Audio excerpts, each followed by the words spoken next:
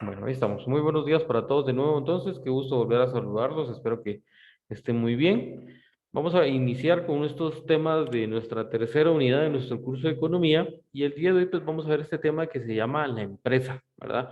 Ya hemos venido hablando acerca de algunos temas bastante importantes, ¿verdad? Sobre todo lo que es los tipos de pensamiento económico, por ejemplo, el capitalismo, el socialismo y cada una de las características que nosotros analizábamos de estos dos sistemas económicos, ¿verdad?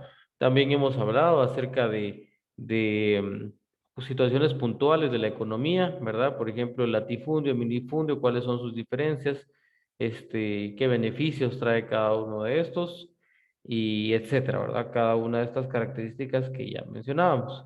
Em, entonces, en esta tercera unidad, pues vamos a comenzar a ver características ya un poco más macronómicas, en este caso, pues a nivel de la empresa. Ya hemos hablado acerca de cómo se clasifica la empresa, por ejemplo, según el número de trabajadores, ¿verdad? Se recuerda que hemos hablado que está la empresa, la microempresa, la empresa pequeña, la empresa mediana y la empresa grande. A ver, ¿quién se recuerda de cuántos a cuántos trabajadores es la microempresa?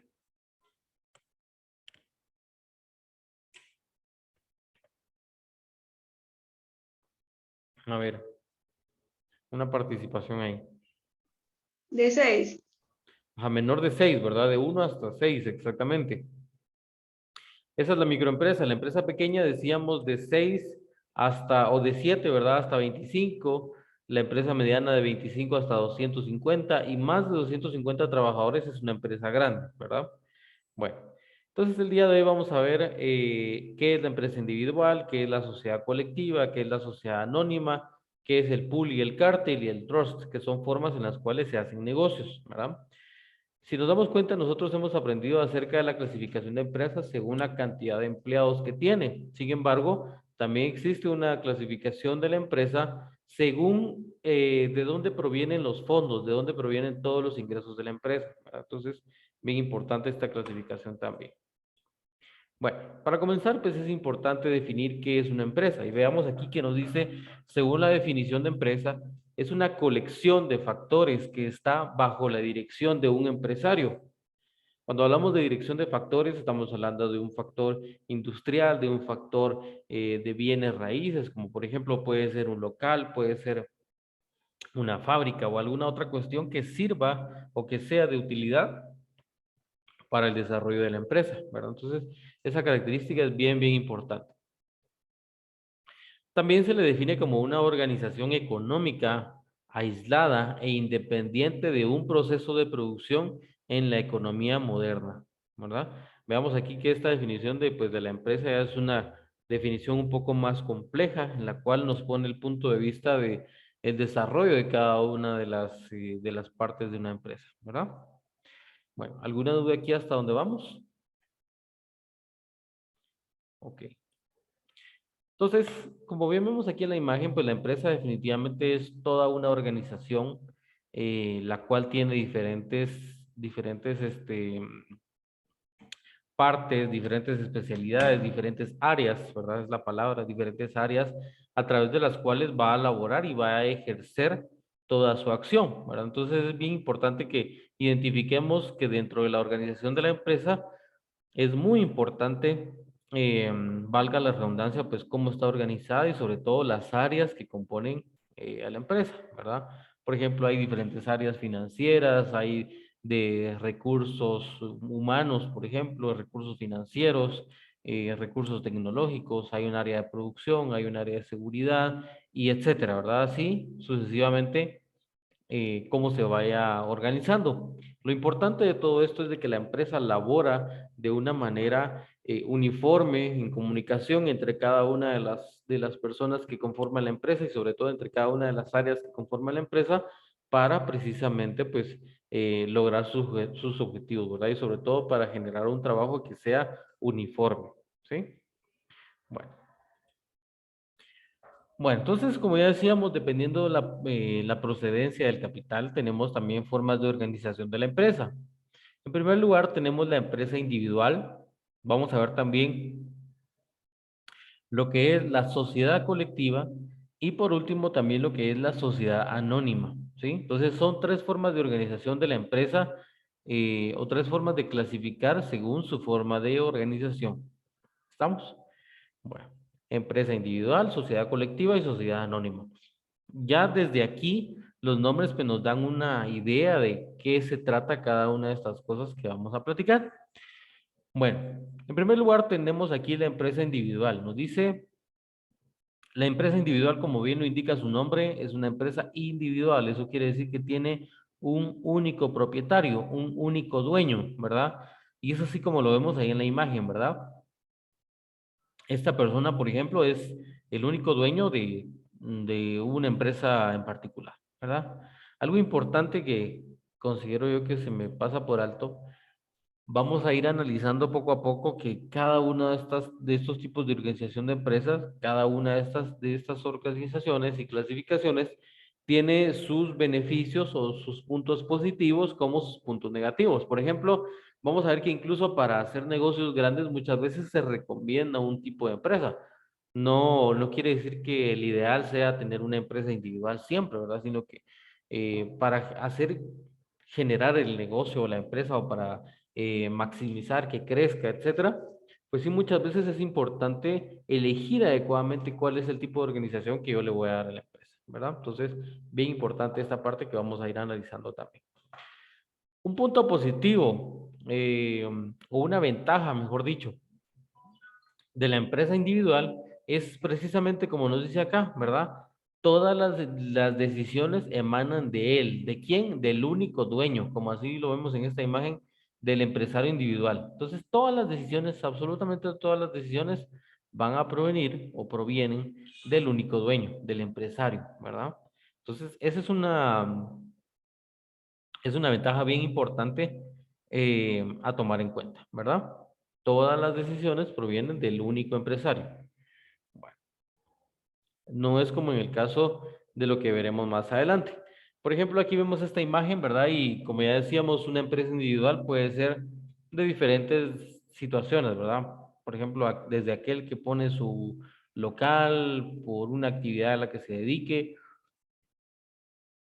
panadero, carpintero, comerciante que preste algún servicio, por ejemplo, veamos costureros, eh, etcétera, ¿verdad? Si yo pongo una venta de ropa, una venta ¿de qué más? De maquillaje, de productos electrónicos, etcétera. Cada una de estas cuestiones es comercio, ¿verdad? Y al fin y al cabo, pues es una empresa individual, siempre y cuando yo sea el único dueño y propietario de la empresa, ¿verdad? Entonces, las decisiones las toma el dueño de la empresa, ¿verdad? O el empresario individual en este caso, ¿sí?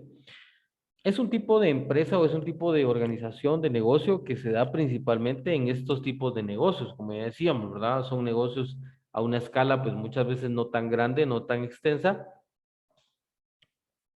que sin embargo, pues funcionan adecuadamente en este tipo de organización, ¿verdad? Em, bueno, ¿alguna duda hasta aquí con la empresa individual? No, Ok. no, profe. Bueno, entonces veamos qué situaciones de ventaja y desventaja tienen los autónomos o empresas individuales, ¿verdad? Como bien lo dice su nombre, son autónomos. Una ventaja es que el empresario tiene todo el control de la empresa, pues lo que ya mencionábamos, ¿verdad? Sin embargo, una desventaja o un inconveniente es que el empresario, debido a que tiene todo el control de la empresa, tiene que hacerle frente a todos los gastos él solo, ¿verdad? Porque definitivamente, pues si él controla todo, pues él tiene que responder ante cualquier situación económica de la empresa, ¿verdad? Otra ventaja de los negocios individuales es de que lleva muy pocos trámites para crear la empresa y es ideal, como bien nos dice aquí, para negocios pequeños y es casi escasa inversión inicial. Fontaneros, electricistas, panaderos, carpinteros, etcétera, etcétera. Cualquier tipo de negocio individual con una escasa inversión inicial, ¿verdad? Como ya veíamos acá. Entonces, como nos dice aquí, es ideal este tipo de empresa para hacer negocios pequeños. También otra ventaja que tiene es que suele ser más rentable para pequeños negocios sin grandes beneficios. Por ejemplo, para beneficios altos es mejor una sociedad, como las que vamos a ver un poco más adelante, ¿sí? Entonces es bien importante que lo tomemos en cuenta, ¿verdad? Porque muchas veces podríamos pensar, Muchas veces podríamos pensar de que si yo controlo toda la empresa y la empresa sigue creciendo, pues muy probablemente voy a tener mejores ingresos económicos. Muy probable, sí. Sin embargo, no sabemos cuánto tiempo le va a llevar, cuánto esfuerzo le va a tomar, siempre y cuando, por ejemplo, mientras que cuando si se asocia y realiza una sociedad con otras personas respecto a algunas empresas o alguna situación, pues muchas veces podrá ser mucho más fácil, ¿verdad? O mucho más eficaz el crecimiento que vaya a tener dicha empresa, ¿no? Entonces, esa es la idea que tenemos que ir manejando desde ya, ¿sí? Bueno, ¿qué inconvenientes tienen las empresas individuales? Como ya decíamos, pues el empresario le tiene que hacer frente a todo el gasto, ¿verdad? Hay una responsabilidad ilimitada. En caso de deuda, el autónomo, o sea, el empresario individual, responde con todo su patrimonio presente y futuro. Eso quiere decir que si tiene una deuda, tiene que ver si vende su carro, su casa, sus locales, sus negocios, etcétera, lo que sea que tenga que hacer para poder solventar cualquier situación económica que se pueda estar presentando, ¿verdad? En caso de tener muchos beneficios, los impuestos a pagar son muy elevados, ¿verdad? Eso es bien importante también, ¿verdad? La cantidad de impuestos que se paga siendo una empresa individual es muy alto, ¿verdad? Bueno, veamos el siguiente. La sociedad colectiva nos dice, la sociedad colectiva puede estar formada por dos o más personas, ¿sí? Ojo con eso. Cada socio aportará alguna parte de su trabajo y capital a fin de compartir los beneficios y desde luego para compartir las pérdidas y deudas. La responsabilidad de los socios es solidaria e ilimitada. Eso es bien importante también, ¿verdad? En este caso, pues en la sociedad colectiva, pues las decisiones se comparten, las responsabilidades se comparten, ¿verdad? ¿Y por qué se comparten? Precisamente por lo que nos dice acá, ¿verdad? Cada uno de los socios va a poner un capital, va a poner un dinero, ¿verdad? Para poder inyectar a la empresa de lo que sea que esté necesitando en un momento determinado, ¿verdad? Entonces, esa es la característica principal de la sociedad colectiva. Y lo que la va a diferenciar principalmente de la que veremos posteriormente es de que precisamente, como bien nos dice aquí, en la sociedad colectiva puede estar formada por dos o más personas. Pero ojo con esto, estas dos o más personas se conocen, se hablan, tienen relación la una con la otra. Este, ¿Qué más? Pues que se conocen de alguna manera, incluso físicamente, ¿verdad? Entonces, sabemos cómo es, quién es, etcétera. Y así como lo vemos aquí en la imagen, ¿verdad? Veamos que las sociedades colectivas, pues las personas se conocen, se reúnen constantemente para tomar decisiones, eh, hablan, dialogan, ¿verdad? Proponen diferentes situaciones para mejorar el desarrollo de la empresa, ¿verdad? Como nosotros nos imaginamos. Sin embargo, tenemos ventajas y desventajas también, ¿verdad? Por ejemplo, ventajas de una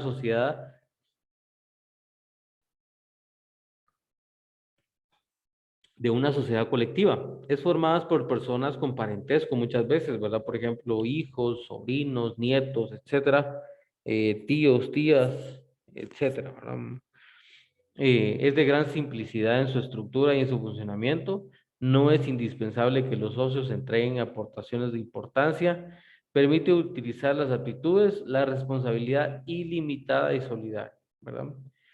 Mientras que dentro de las desventajas de la sociedad colectiva tenemos que sufre las vicisitudes personales de los socios, ¿verdad? Eso quiere decir que si tiene algún problema, pues lo va a sufrir también la empresa. El socio no puede delegar a un extraño funciones. Hay una transformación en compañía limitada, la responsabilidad limitada y solidaria. Cada uno tiene voto, aunque las acciones sean desiguales, y el socio no puede explotar la misma clase de negocio, ¿verdad? Eso es prácticamente las desventajas del, de la sociedad colectiva, ¿verdad? Ahora, pasamos a la siguiente, la sociedad anónima, que esta la conocemos bastante, ¿verdad? Porque hemos visto mucho este tipo de nombres, ¿verdad? Empresa fulanito de tal, SA, dice al final. Y el SA, precisamente como bien lo vemos acá, es porque significa sociedad anónima. Es más que una sociedad de personas, es una sociedad de capitales. Aquí no es como en el anterior que las personas se reúnen, platican, dialogan, determinan propuestas para mejorar el desarrollo de la empresa, etcétera, etcétera. No, aquí cada uno aporta su capital y en base al capital que esta persona aportó, pues así es como va a estar recibiendo los beneficios de la empresa cada cuanto se vayan generando, ¿verdad? Entonces, esta es la forma en la cual se está desarrollando la sociedad anónima. Es más que una sociedad de personas, es una sociedad de capitales. Ojo con esto, se ponen a la venta acciones de una empresa que constituyen una cuota aparte de su capital autorizado, ¿verdad? Perdone que solo me voy a poner de pie un ratito, ya me cansé de estar sentado. Entonces, como ya decíamos, en este caso, pues, más que una sociedad de capitales, perdón, de personas, es una sociedad de capitales.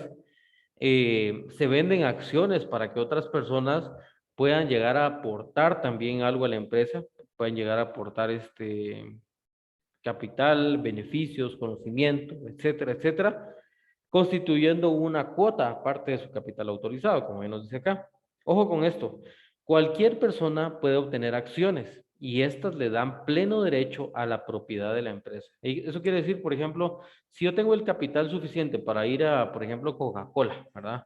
Y comprar una acción de Coca-Cola, yo me voy a convertir en socio, ¿verdad? Y eso quiere decir que yo cada cierto tiempo voy a estar recibiendo eh, una retribución económica. Obviamente no va a ser el todo de lo que yo contribuí comprando una acción de la empresa, pero sí va a ser un porcentaje que todo el tiempo me va a estar generando ese ingreso, ¿verdad? Entonces, esa es la importancia de volverse socios, ¿verdad?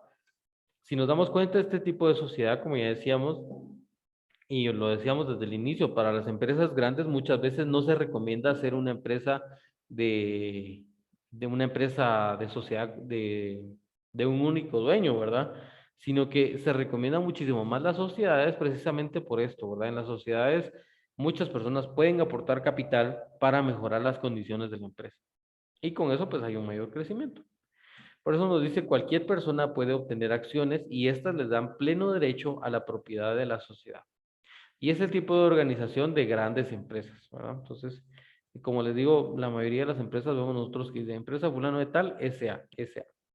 Y si nos damos cuenta, así en estas imágenes, aquí no conocemos a los dueños, ¿verdad? No conocemos a todos los accionistas. ¿Por qué? Porque los accionistas son demasiados. Muchas veces pueden vivir en distintas partes del mundo a miles de kilómetros de distancia, por lo cual no se puede tener una reunión presencial, ¿verdad? Y conocer las propuestas de todos, porque muchas veces los socios van a ser miles de socios, ¿verdad? Entonces, es bien importante, como decíamos, conocer estas diferencias, ¿verdad? Precisamente para saber lo que nos conviene respecto a estos tipos de organización. Bueno, ¿alguna duda hasta aquí con los tipos de organización?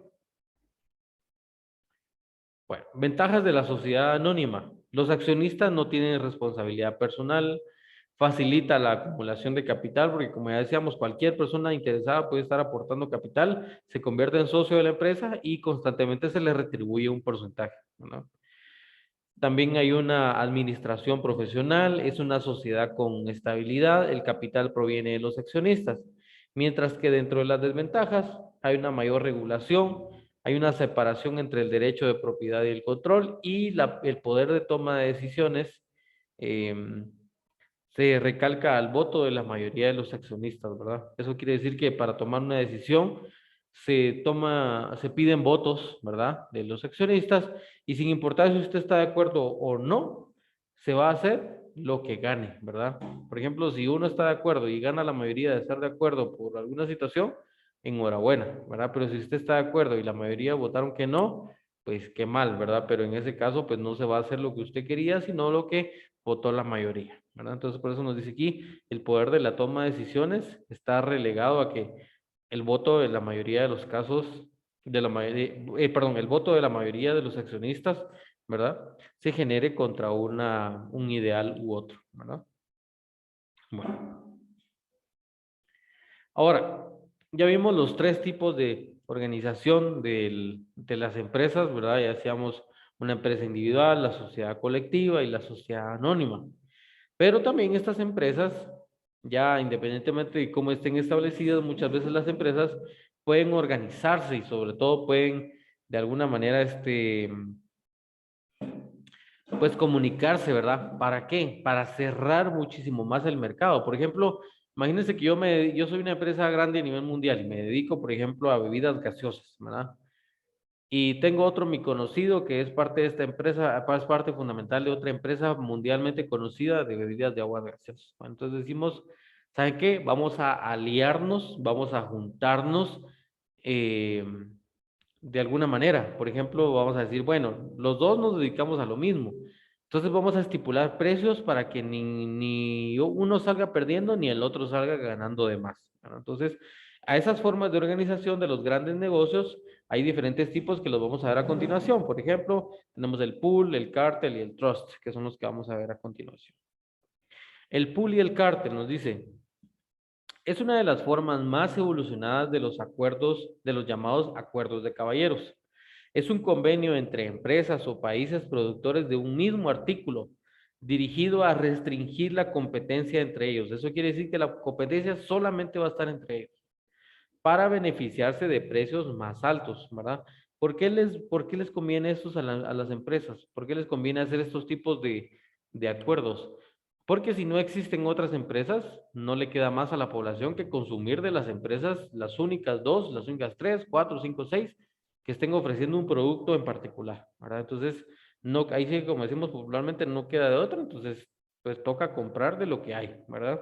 Entonces, a eso se le llama el pool y el cártel, ¿verdad? Como por eso vemos ahí la imagen que dicen los señores, nosotros somos un cártel, ¿verdad? El cártel es un grupo de personas que se dedica a una misma actividad, en este caso, pues enfocado en los negocios, tenemos que el cártel es enfocado en un tema en particular. Por eso nos dice aquí, es un convenio entre empresas o países productores de un mismo artículo, dirigidos a restringir la competencia única y exclusivamente entre ellos, para beneficiarse de precios más altos, ¿verdad? Y el trust, ya con eso estaríamos ya casi finalizando nuestra clase del día de hoy, nos dice el trust es una asociación entre compañías para fijar la producción, precio, etcétera, de un producto en particular.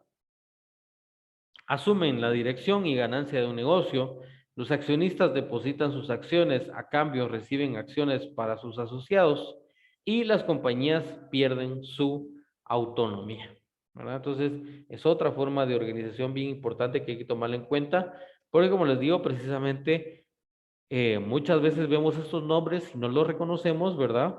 Y vemos que sí son realmente bien importantes, ¿verdad? Es importante saber por qué es una empresa es sociedad anónima, por qué termina en SA, o por qué es sociedad colectiva, o por qué es un empresario individual, por ejemplo, ¿verdad? Entonces, y a partir de estas ideas que hemos hablado el día de hoy, pues vemos, nos asesoramos también, ¿verdad? Si yo quiero poner un negocio pequeño, muy probablemente me conviene ser un empresario individual, pero si yo quiero escalar mi negocio, pues necesito colaboradores, necesito capital, ¿verdad? Entonces necesito generar otro tipo de organización, ¿verdad?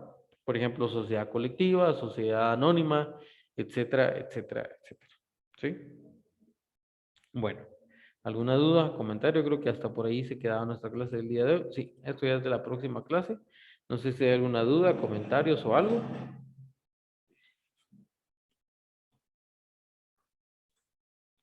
Bueno, quienes tenían examen pendiente, yo espero que lo hayan logrado finalizar. ¿Cómo les fue? ¿Todo bien? Sí, profe, ya estuvo. Va, bien.